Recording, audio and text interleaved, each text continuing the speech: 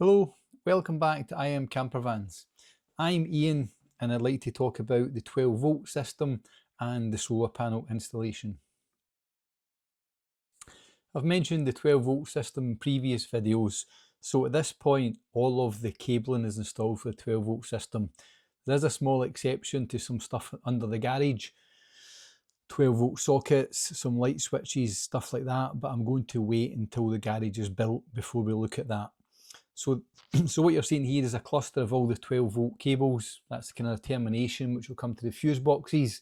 I'll build a plywood frame over the wheel arch, and all of the Victron components and the battery and fuse boxes and DC isolator, etc., the consumer unit, will all be mounted to that plywood frame. So I've got the cable harness running through split conduit up through the wall, so it's all protected, and then it comes out in terms of the solar panel connections for the lights which will be mounted to the roof bars, and then there's also some cabling for the 12 volt downlighters. So that's what you're looking at there.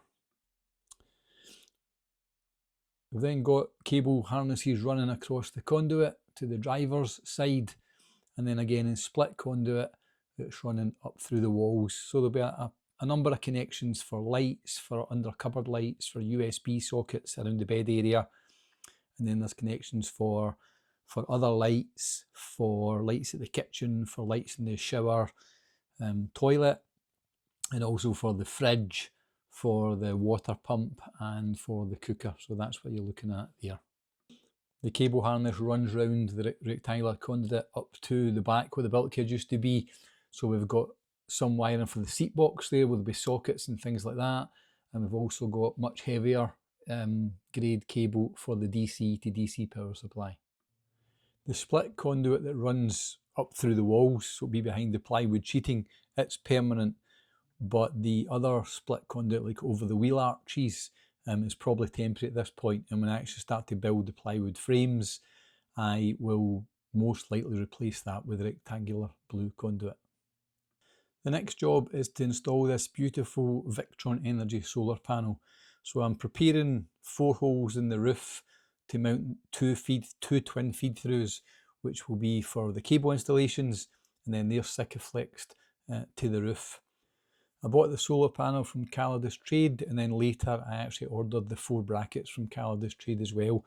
So the brackets come as a self-contained kit, and I'm mounting the brackets to the solar panel with M5 bolts, and there's already slots in the underside of the panel for that. I took a bit of time to fine tune the position of the panel, and then I'm mounting the panel to the roof with like the carriage bolt self-tappers, but I've also used a little bit of Sikaflex as well, just for a bit of redundancy. So this is how it looks installed, 305 watts of Victron Energy solar power. So I'm looking forward to see this in operation in the European summers. I hope you enjoyed the video. Thank you for watching. Don't forget to like and to subscribe to make sure you see the rest of the conversion build.